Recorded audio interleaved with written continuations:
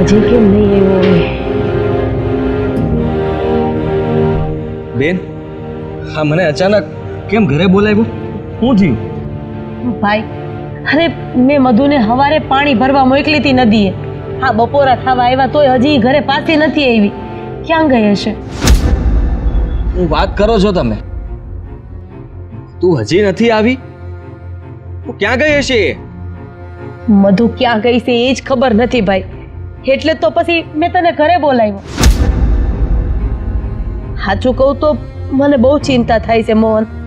હા, અરે ગમે ત્યાં ગઈ હોય ને મધુ તો આટલી વાર ક્યાંય નથી રોકાતી, અને આજે એને આટલી બધી વાર લાગી. ક્યાં ગઈ હશે મધુ?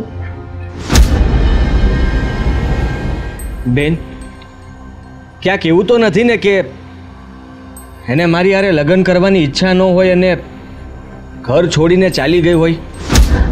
પણ ભાઈ, એવું હોત તો મધુ મને મોઢે ન કહી દેત કે ના, મારે મોહન હારે લગ્ન નથી કરવા. અને તમે બે બેઠા હતા ત્યારે જ મેં આ લગ્નની વાત કરી. તારી નજરની સામે તેણે મને લગ્નની હા પાડી, તો પછી એ આવું હું કામ કરે? ભાઈ, મને ખબર છે, જો મધુને તારી હારે લગ્ન નો જ કરવા હોત ને તો એ મને મોઢે ના પાડી દેત.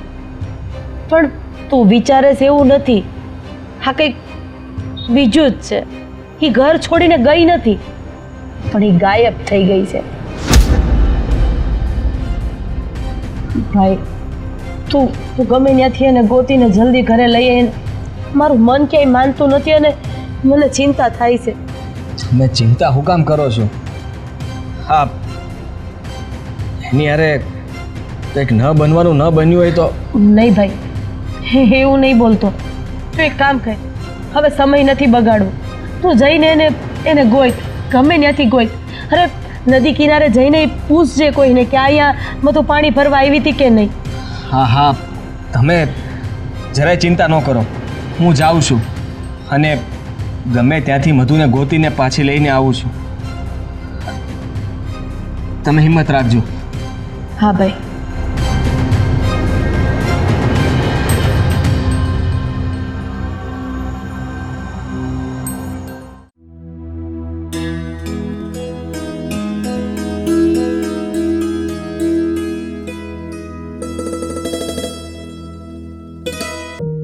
મુખી બાપા, તમે મને સવારની અહીંયા રાખી છે.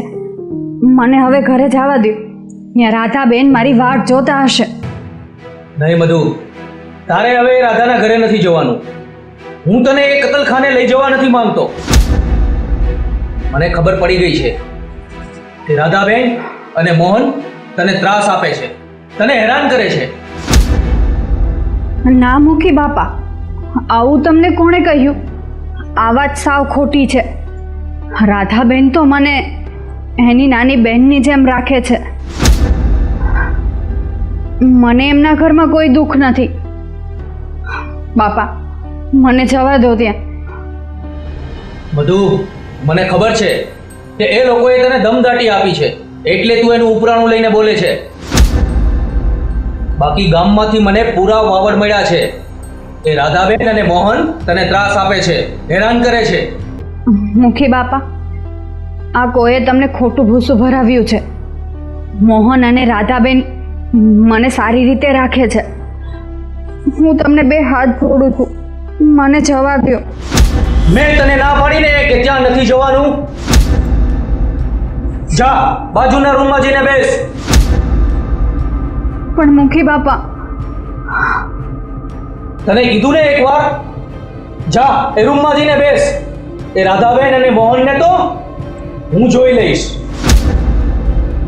ગામની પંચાયત બોલાવીશ અને સજા કરાવીશ. તું જા અત્યારે ઘરમાં બેસ.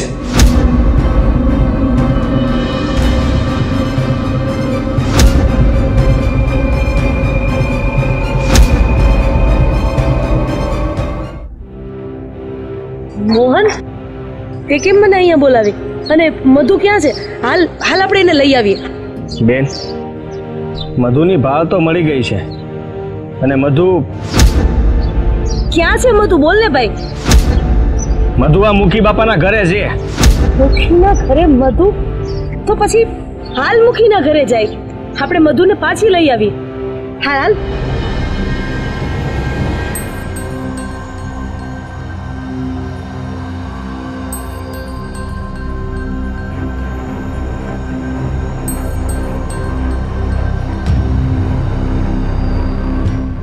રાધાબેન, કેમ અહીંયા આવ્યા છો તમે?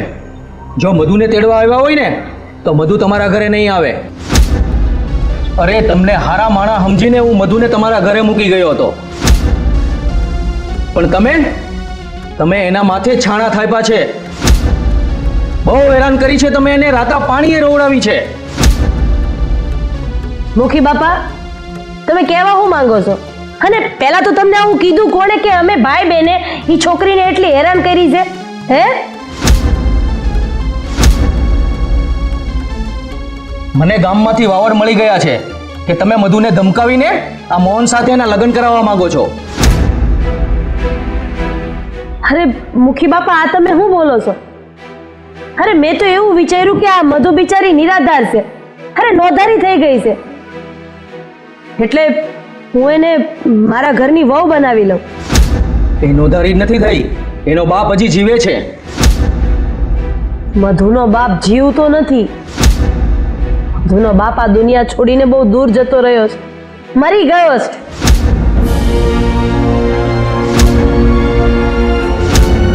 રાધાબેન,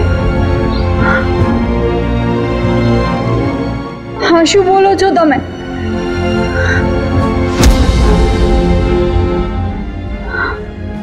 મધુ, 4 મહિના પહેલા તારા બાપા મૃત્યુ પામ્યા છે, અને આ વાતની જાણ કરીને હું તને દુખી કરવા નહોતી માંગતી. 4 મહિના પહેલા હું વાડીએ જતી હતી ત્યારે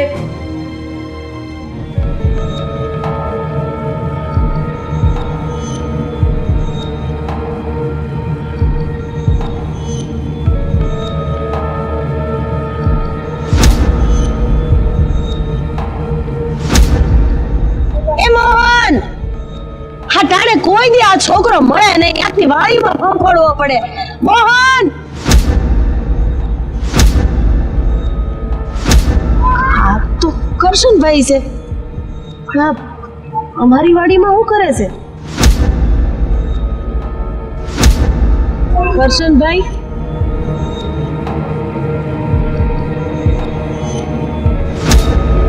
કરશનભાઈ, મોહન, મોહન, મોહન, મોહન. અરે હા બેન. મોહના, કરશનભાઈ, અરે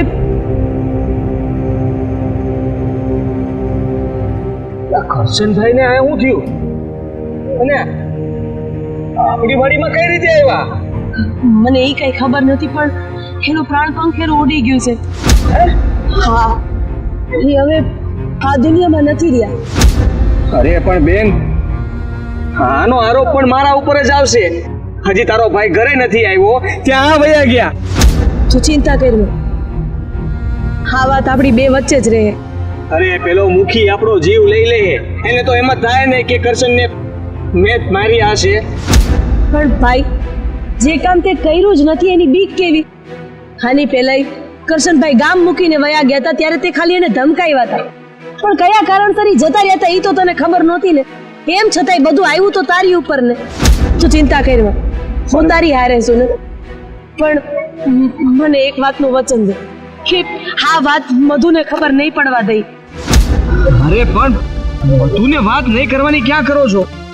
હા, ઘરે નહીં પોગે તો મધુને આપણે આખી જિંદગી થોડા હાચવવાના છીએ, અને મારે આખી જિંદગી વાડીએ રહેવાનું છે. મોહન, તું સમજવાની કોશિશ કર. મધુ છેલ્લા કેટલાય મહિનાથી એને બાપાની રાહ જોવે છે. એના મનમાં એક આશા છે કે એના બાપા જીવતા છે. જો એને આ વાતની ખબર પડશે ને તો એ ભાંગી પડશે. અરે નોકરે નારાયણને કંઈક અવળું પગલું ભરી બેસે ને તો ઓલો મુખી આપણને નહીં જીવવા દે. હા બેન, તમારી વાત તો સાચી છે. આ વાત આપણા બે સિવાય કોઈ નથી જાણતું. અરે તું કરશનભાઈના અંતિમ સંસ્કારની તૈયારી કર, અને હું બધું થાળે પાડું છું. સારું. હા, તમે ધ્યાન રાખો કે આપણી વાડીએ કોઈ ન આવે. કોઈને ખબર ન પડે ને એમ તો જે પણ કાંઈ વિધિ થતી હોય ને હંધી કરી નાખજો ભાઈ. હા.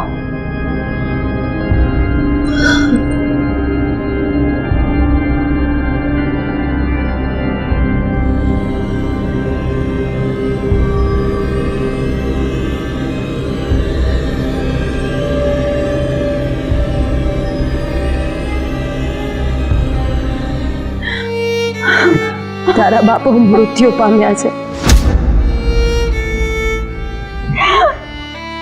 ના ના, મારા બાપુ મને છોડીને ન જઈ શકે. એમને ખબર છે કે એમની દીકરી અહીંયા એમની રાહ જોવે છે.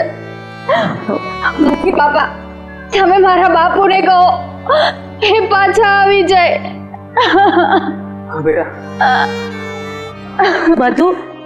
મધુ સંભાળ તારી જાતને. તારા બાપા આ દુનિયામાં નથી રહ્યા તો શું થયું? અમે છીએ ને, હું છું, મારો ભાઈ મોહન છે, અમે તારા સગા છીએ. અરે અમે રાખશું તારું ધ્યાન. મધુ, તને હું મારા ઘરની વહુ બનાવીશ અને લઈ જઈશ તો વહુ બનાવીને પણ સાચવીશ એને મારી દીકરી બનાવીને.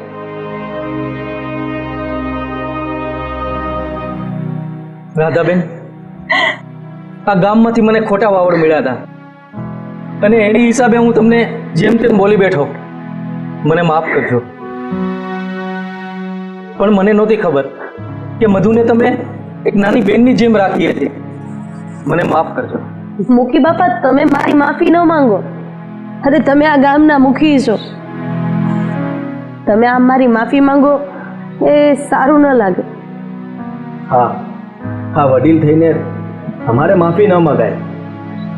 જો મુખી બાપા, ગામના મોઢે ગયણા બાંધવા ન જવાતું, પણ જ્યારે મને ખબર પડી કે મધુના બાપા આ દુનિયામાં નથી રહ્યા, એટલે મેં એવું વિચાર્યું કે હું મધુના લગ્ન મારા ભાઈ મોહન હારે કરાવી દઉં, એટલે મોહનનું ઘર બંધાઈ જાય અને મધુને આશરો મળી જાય. બાકી સાચું કહું તો મારા મનમાં મધુ પ્રત્યેનો બીજો કોઈ ખોટો ઈરાદો નહોતો. રાધાબેન, મધુ વિશે તમે ખૂબ સારું વિચાર્યું છે. અરે મધુને એક નવું જીવન મળી જશે. અને મેં પણ એક વિચાર કર્યો છે. અરે મુખી બાપા, તમે શું વિચાર કર્યો છે? જો મધુના લગ્ન આ મોહન હારે થાય ને, તેનો બાપ બની અને હું કન્યાદાન કરીશ. મુખી બાપા, તમારો ખૂબ ખૂબ આભાર. આજે તમે મારા બાપ બની મારા માથે હાથ મૂક્યો. અને મુખી બાપા, આજે તો મને રાધાબેન જેવા નણંદ મળી ગયા અને મુખી બાપા જેવો પાલક બાપ મળી ગયો.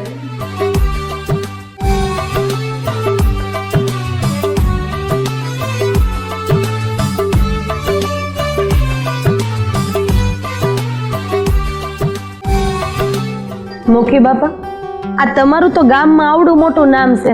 હવે તમે મધુને દીકરી માની જ લીધી છે, તો આ મીઠું મોઢું નહીં કરાવો કે પછી એમને ઘર ભેગા થાય? અરે ના ભાઈ ના, એવું થોડું હોય. આવો. હા.